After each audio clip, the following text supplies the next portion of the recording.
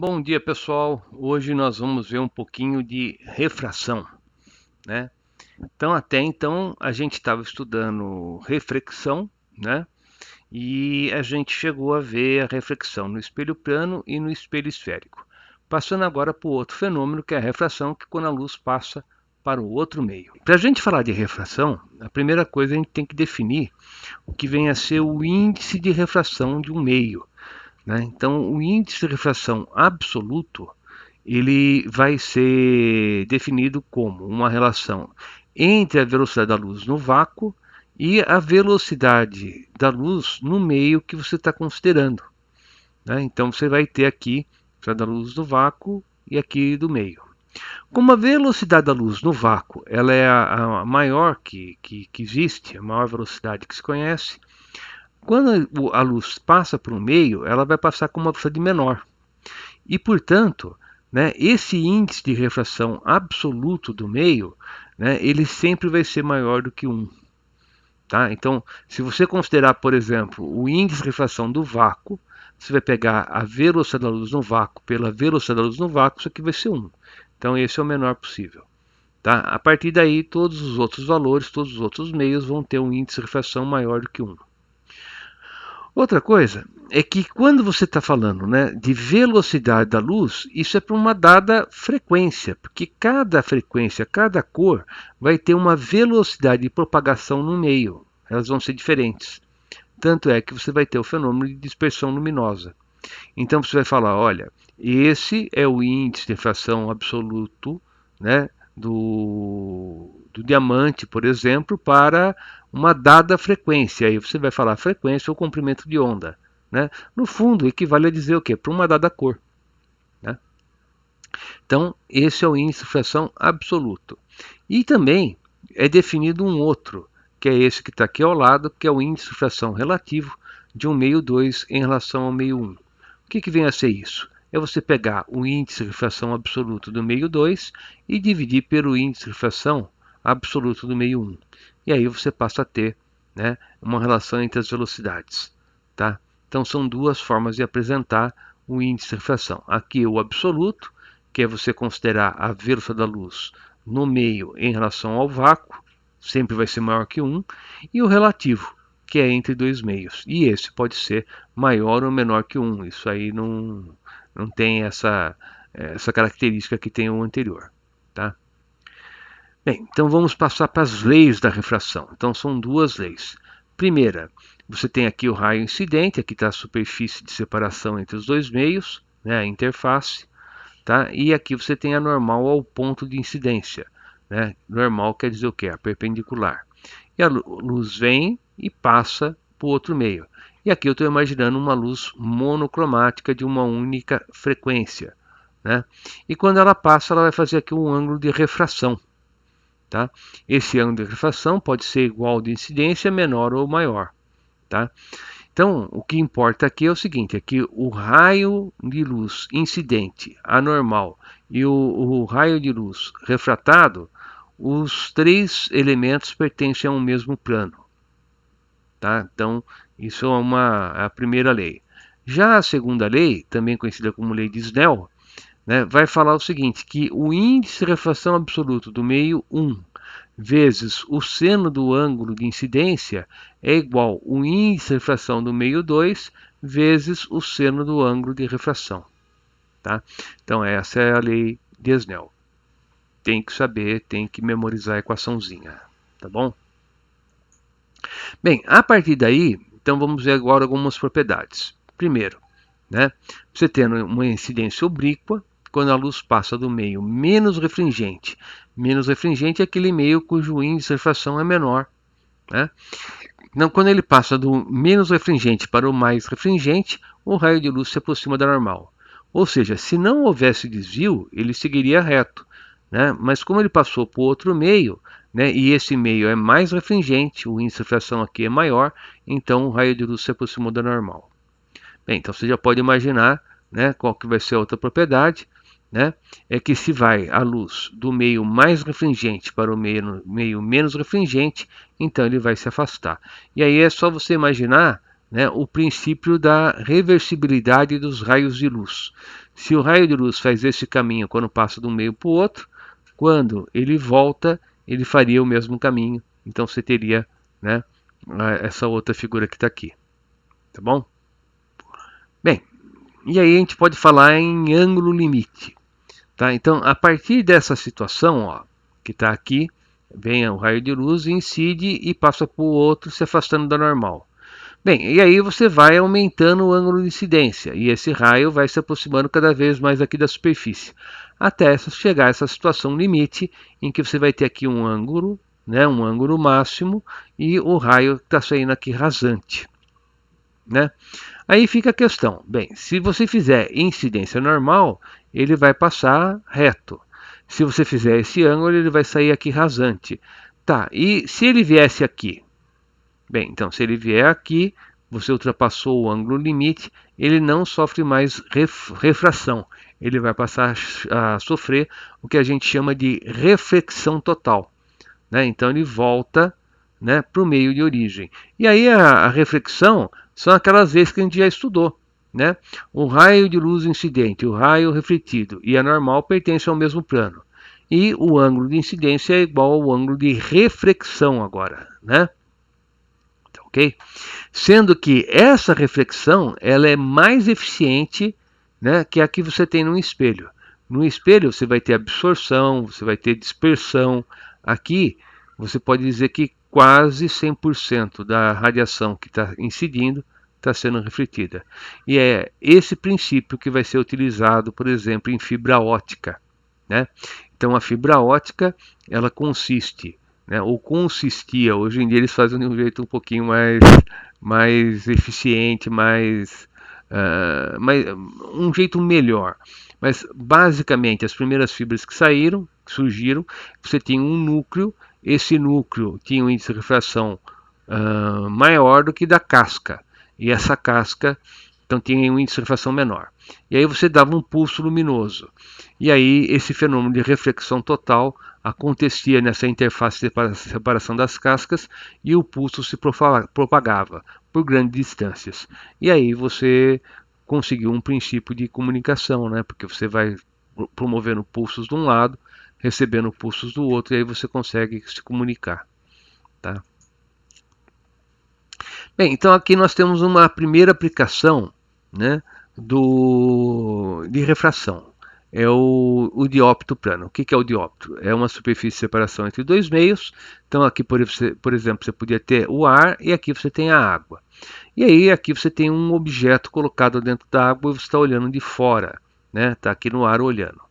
O que acontece numa situação dessa? Bem, o raio de luz que vem aqui dentro da água vai chegar na superfície de separação e vai sofrer refração.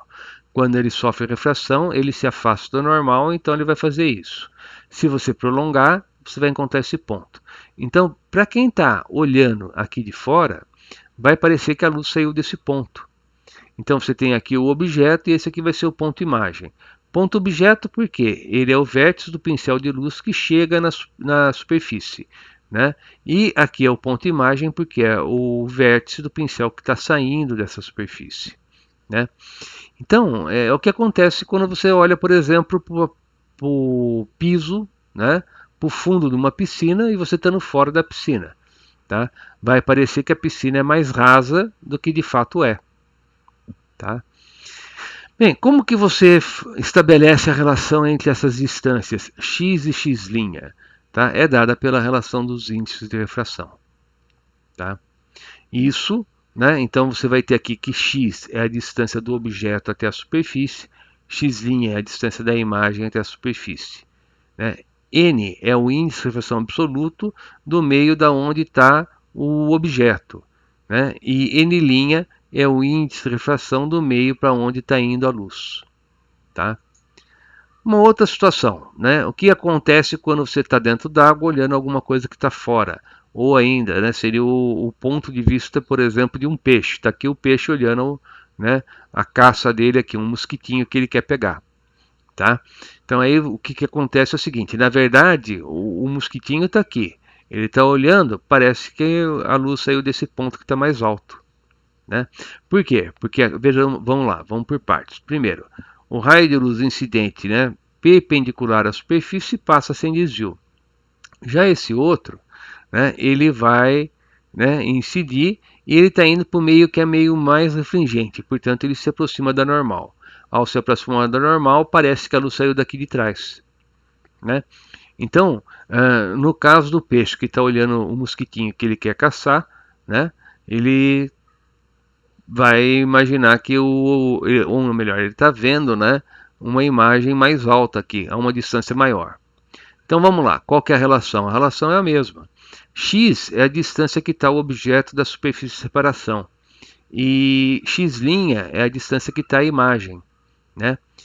N é o índice de refração da onde está o objeto, né? E N' é o índice de refração, né, do meio para onde foi a luz. Tá? Então aí você tem a mesma relação, tanto num caso como no outro. Tá? Então tem exercício que aparece justamente isso. Ele dá os índices de refração, ele dá a distância do objeto e pede qual vai ser a distância da imagem até o plano de separação. Tá? Tem alguns casos assim. Aqui um outro caso, né, que é muito raro. Eu nunca vi cair em vestibular, mas os livros didáticos apresentam. Você tem Minto, acho que eu já vi um ou outro exercício de vestibular, mas é muito raro. Em todo caso, está aí a apresentação. Você tem aqui uma lâmina de faces paralelas, tá? Então, por exemplo, um vidro de janela, né? Vem o raio de luz, incide, faz aqui um ângulo de incidência. Então, aqui você tem o primeiro ponto de incidência. Aí ele sofre um desvio porque ele passou por um meio que é um meio mais refringente e se aproximou da normal. Então ele continua em linha reta, porque o meio é um meio, né, transparente, homogêneo, isotrópico, né, e incide nesse segundo ponto de incidência. Tá? Aqui você vai ter então uma normal, e como ele está indo agora do meio que é o meio mais refringente para o meio que é menos refringente, então agora ele vai, né, se afastar da normal. Tá? Então ele volta a ter, se esse meio e esse meio é o mesmo, né, por exemplo, aqui é ar e aqui é ar, tem vidro só no meio. Então esse raio de luz e esse vão ter a mesma inclinação. Tá? Então o que aconteceu? O raio de luz ele teve um desvio. E aí você calcula qual é esse desvio. Esse desvio é dado por essa equação, em que E é a espessura do vidro, I é o ângulo de incidência, R, né, é o ângulo de refração que você vai ter aqui, e aí você calcula qual é o desvio. Tá? Aqui é a demonstração daquilo lá. Então veja, ó, se você colocar, né, pegar isso aqui, ó, recortar essa parte que você está vendo, né, você vai ter isso aqui. Então aqui é a espessura, aqui você tem o raio de luz, né, aqui você vai ter o ângulo, né, aí usando seno e cosseno você chega naquela relação, você demonstra. Tá bom?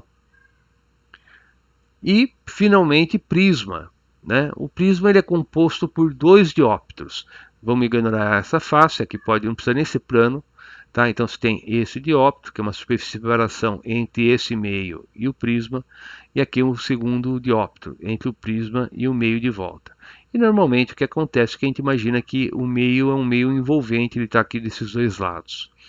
Incide um raio de luz, né? Ele faz aqui um ângulo de incidência com a normal e ele sofre refração, então ele passa para dentro do prisma. Ao entrar no prisma, ele vem e incide aqui no segundo ponto de incidência. Aqui você vai ter uma outra normal e ele passa, né, de volta para o meio, ou não, pode sofrer reflexão total. Mas vamos imaginar que ele passou para esse outro lado. Então aqui você vai ter um ângulo de emergência. Então aqui você tem um ângulo de incidência, aqui é o ângulo de emergência. Esse é o primeiro ângulo de refração e aqui vai ser o segundo ângulo de incidência. Então veja, cuidado, porque mudou a convenção aqui. Aqui eu chamava I, né, de ângulo de incidência. Aqui é ângulo de refração. Esse aqui é ângulo de incidência. E aqui é ângulo de refração. Só que agora eu estou tentando guardar a seguinte relação. I está do lado de fora do prisma. R está do lado de dentro do prisma. Tá? Por quê? Porque eu vou ter, né, além da lei de Snell, que você pode aplicar tanto nessa como nessa, que está aqui embaixo representada, você vai ter a equação do prisma, né, que é a equação do ângulo de abertura ou o ângulo de refringência, que vai dar que A, né, que é o ângulo de abertura, é igual a R1 mais R2. A, o ângulo de abertura ou de refringência, é igual ao primeiro ângulo de refração mais o segundo ângulo de incidência. Então ele vai ser R1 mais R2. Então essa equaçãozinha aqui é fundamental, né, para você resolver exercício de prisma. Então, o que você tem que fazer para resolver um exercício de prisma? Você tem que pegar a lei de Snell e aplicar duas vezes normalmente, numa face e na outra. E utilizar a equação do ângulo de abertura, né, para poder relacionar uma com a outra, né? Além disso, eventualmente aparece uma pergunta sobre o desvio sofrido pelo raio de luz. Tá? Então, o desvio total, delta, né, vai ser o quê? Vai ser o desvio que você teve na primeira refração mais o desvio que você teve na segunda refração. Esse desvio na primeira vem a ser o ângulo de incidência menos o ângulo de refração. Esse outro desvio vai ser o ângulo de emergência ou de refração menos o de incidência, né? Se você somar os dois, você vai ter o desvio total. Tá? E aí você vai ver que o desvio total é o ângulo de incidência mais o ângulo de refração menos a abertura, que é o ângulo de refringência do prisma. Tá? Pessoal, como que a gente estuda esse assunto? Fazendo resumo. Então, desenha o prisma, desenha os ângulos e deduz essas equações. Tudo isso é passível de demonstração. Você pode muito bem pegar aqui, né, as relaçõezinhas e deduzir, né, que a abertura é igual a R1 mais R2. Né? Basta você trabalhar aqui com as propriedades geométricas. Veja, se você tem que aqui é 90 graus, aqui é 90 graus, aqui é abertura, então o ângulo de abertura aparece aqui. E esse ângulo, né, é o ângulo externo de um triângulo cujos ângulos internos são R1 e R2. Está demonstrado. Agora, é importante que você faça o desenho, que você enxergue isso, né? Tá ok? É importante trabalhar isso desse jeito, tá? Bem, sobre desvio, dois casos que nós temos para destacar. Primeiro é o desvio mínimo. Quando que acontece o desvio mínimo? Quando você tem que o ângulo de incidência é igual ao ângulo de emergência. Tá? Então, esse ângulo aqui é igual a esse outro, é o caso de desvio mínimo. E o desvio máximo, que vai ser quando você tem ou a incidência ou a emergência, né, rasantes. Então, aqui é o máximo desvio que você pode ter. Tá? Prismas de reflexão total. Bem, o prisma de reflexão total, ele vai ser, como eu falei lá no começo da nossa conversa, mais eficiente que um espelho. Então, se você tem um prisma colocado nessa posição, né, dependendo aqui desse índice de refração do material, incide a luz e ela vai ser refletida. Ou ainda, você pode pegar o prisma numa outra posição, incide aqui a luz, ela sofre uma primeira reflexão total, uma segunda reflexão total e volta. Isso aqui, basicamente, o que é? É o olho de gato que a gente vê nas estradas. Né? Então, o que está acontecendo? É que o ângulo de incidência ele é maior, né, que o ângulo limite. E, portanto, você tem reflexão total aqui nas interfaces de separação. Tá? Bem, como tudo que eu falei até agora é para uma luz monocromática, né? Então você está tendo um ângulo de incidência, mas o que acontece se você incidir uma luz policromática num prisma? Bem, cada componente da cor vai seguir um caminho, né? Então aí você tem aqui luz branca, que é composta por todas as cores, incidindo. E aí você vai ter aqui a decomposição dela, né? Nas cores que normalmente todo mundo fala, 7 cores, né? O vermelho, laranja, amarelo, verde, azul, anil e violeta. Bem, o problema é o seguinte, é que não existem só 7 cores, mas sim infinitas.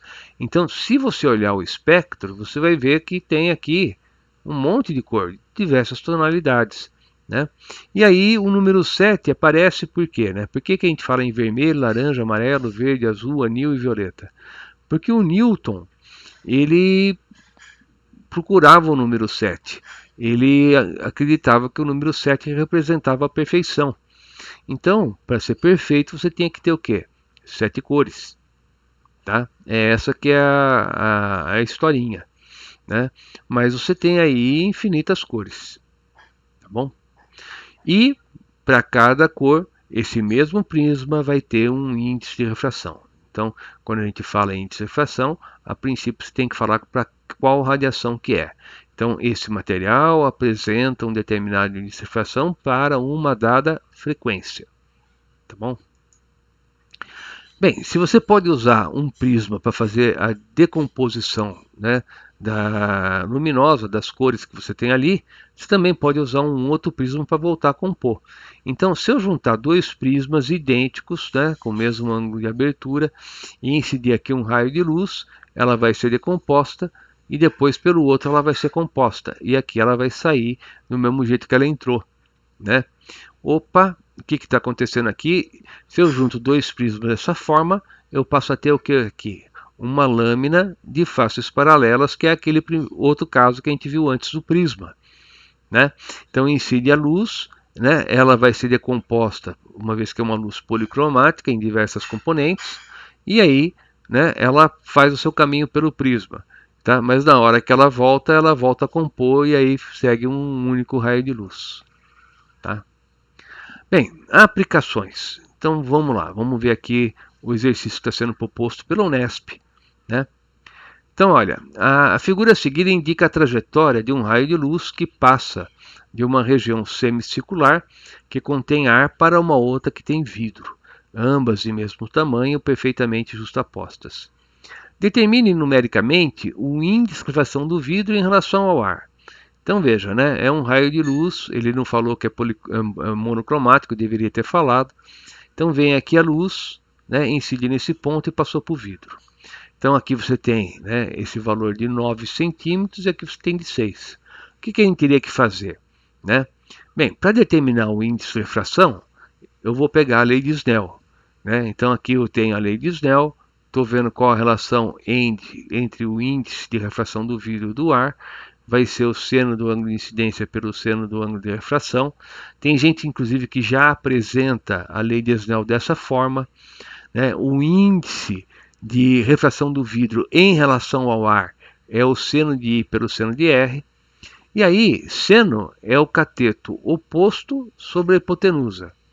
Bem, então, aí você vai ter que vai ser 9 sobre a hipotenusa. Tá? E aqui vai ser 6 sobre a hipotenusa. Você pode simplificar, então vai ser 6 sobre 9, vai ser 1,5. Né? Então, está resolvido. Esse outro é um exercício meio complicado, inclusive eu vou deixar ele por último, porque ele é meio difícil. Vamos passar para o terceiro, depois a gente volta para ele. Bem, então, exercício 3. Temos dificuldade de enxergar com nitidez embaixo d'água, porque os índices de refração da córnea e demais estrutura dos olhos são muito próximos aos índices de refração da água, né, que é igual a 4/3. Bem, por isso usamos máscara de mergulho, que interpõe uma pequena camada de ar entre a água e o olho. Tá? Bem, todo mundo que já mergulhou numa piscina e abriu os olhos, né, já deve ter percebido isso. Né? Então, o que acontece? Você tem um peixe a uma distância de 2 metros de um mergulhador, né, e suponha que o vidro da máscara é plano e de espessura desprezível. Calcule a que distância o mergulhador vê a imagem do peixe. Né? Então, vamos lá. E ainda ele fala para você considerar que seno de alfa é maior, né, que a tangente do alfa. Então, vamos lá. Bem, então, o que você iria fazer? É o caso do dióptro. Né? Quando ele coloca aquela relação lá de tangente, é para dedução daquela relaçãozinha que a gente tinha ali. Então você vai ter que a distância do objeto sobre a distância que está a imagem é o índice de refração da água sobre o índice de refração do ar, né? Que é a equaçãozinha que a gente viu. Então você vai ter 2 sobre x', que é igual a 4/3 sobre 1. E aí você acha que o x' é igual a 1. Então o peixe está a 2 metros de distância, mas o mergulhador vê o peixe a 1,5 metro de distância. Tá? É aquela relação que a gente tinha visto do dióptro. Exercício 4. Um prisma de vidro, cujo índice de refração absoluto para a luz monocromática amarela, então ele está escrevendo direitinho, é raiz de 3, possui ângulo de refringência ou ângulo de abertura de 60 graus e está imersa no ar, cujo índice de refração, né, é 1. Bem, então o raio de luz monocromática amarelo ensina em uma das faces do prisma sob um ângulo de 60, conforme mostra a figura. Calcule o ângulo de emergência. Bem, então ele chegou aqui formando 60, você vai ter aqui uma refração. Então já pode pegar o índice de refração, né? Pegar o ângulo de incidência, você tem o índice de refração do prisma e já pode calcular aqui a primeira refração. E você vai achar que o ângulo de refração, o primeiro, vai ser igual a quanto? 30. Pegando a equação do ângulo de abertura, uma vez que esse ângulo de abertura é de 60 e primeira refração é 30, você acha que o ângulo de incidência na segunda face R2 é 30. Então veja, ó, aqui é 60, aqui é 30, aqui é 30. Bem, se aqui é 30, né, você já resolveu esse caso, então dá para imaginar quanto que vai dar aqui no outro. Índice de refração do prisma vezes o seno de 30, que é o ângulo de incidência, é igual ao índice de refração do ar, que é o índice de refração desse meio, vezes o seno do ângulo de refração ou de emergência. E aí você chega que esse ângulo aqui vai ser 60. Então, esse caso é exatamente o caso de desvio mínimo, né? Tá certo? Bem, vamos voltar para aquele exercício 2 que eu fiquei devendo para vocês para a gente resolver, porque aí a gente vai abordar lá o ângulo limite, né? Então vamos ter que, na verdade, a complicação é matemática só, né? Não tem assim grandes complicações. Então um raio luminoso incide num cubo de vidro que está colocado no ar, como mostra a figura. Esse raio pertence a um plano paralelo à face B. O índice de refração do vidro para que haja internamente a reflexão total na face A deve ser quanto? Então, o que está acontecendo aqui é o seguinte: vem um raio de luz, ele incide e passa para dentro do cubo. Mas você quer aqui que ele sofra reflexão total. Então, vamos refazer esse desenho, né? Você vai ter aqui o raio de luz, faz aqui o ângulo de incidência, sofre refração, incide aqui e sofre reflexão, né? Então, nós vamos ter que trabalhar com duas equações. Uma é a condição do ângulo limite, outra a lei de Snell. Usando aqui, né, a condição do ângulo limite, esse ângulo atingindo aqui o limite vai ser o quê? Vai ser o índice de refração, né, desse meio sobre o índice de refração do vidro. E aí você usa aqui a lei de Snell, né, nessa primeira refração. Tá? Seno do ar, índice de refração do ar vezes o seno de 45 é igual ao índice de refração do vidro vezes o seno de R. Bem, essa condição que você tem aqui do ângulo limite, seno de 90 menos R, se você lembrar lá do que viu no primeiro ano colegial, eu acredito, né, seno de 90 menos R é o cosseno de R. Então, o cosseno de R vai ser 1 sobre o índice de refração do vidro. E aqui você tem, né, a relaçãozinha que veio da lei de Snell. Bem, continuando, montando aqui o sistema, e lembrando que seno ao quadrado de R mais o cosseno ao quadrado de R é igual a 1, que é a equação fundamental da trigonometria, né? E substituindo esses valores na relação fundamental, você vai cair nessa equação, né? Então, como falei para vocês, a dificuldade aí era matemática, tem que conhecer um pouquinho de trigonometria. Tá? A partir dessa equação, né, você vai resolver e vai encontrar que o índice de refração do vidro ele tem que ser maior que a raiz quadrada de 1,5. Né? Então, se for maior que 1,5, incide a luz, passa para dentro do cubo, chega nessa outra face, sofre reflexão e não volta nada para fora aqui desse lado. Vai acontecer isso aqui embaixo. Como vocês podem ver, né, tem bastante assunto aí nessa aula. Então você tem que estudar o quê?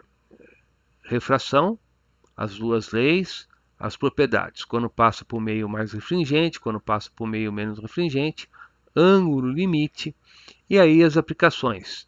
Né? Então nós tínhamos 3 aplicações: diópto plano, né? Lâmina de faces paralelas e o prisma. Tá? Então, disso tudo, o que é o mais importante? Lei de Snell, ângulo limite e prisma. Tá? Então, deem destaque para isso aí. Tem os exercícios lá na folhinha do impresso para você fazer, deve ter mais uns outros 6 exercícios, né? E se você puder pegar o livro, né, que nós adotamos ao tópico de física, né, que é do segundo ano, né, e dar uma lida nele, eu acho que vale a pena para você começar a dominar o vocabulário que está relacionado com essa aula.